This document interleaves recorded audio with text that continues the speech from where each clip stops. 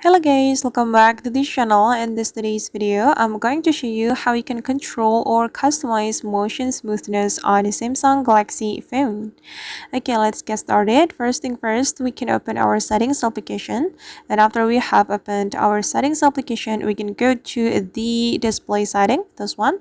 Select the display setting, and here you are going to select the motion smoothness since we want to change the motion smoothness on our Samsung Galaxy phone. If you don't have this feature, it means that you cannot change your motion smoothness on your Samsung Galaxy phone.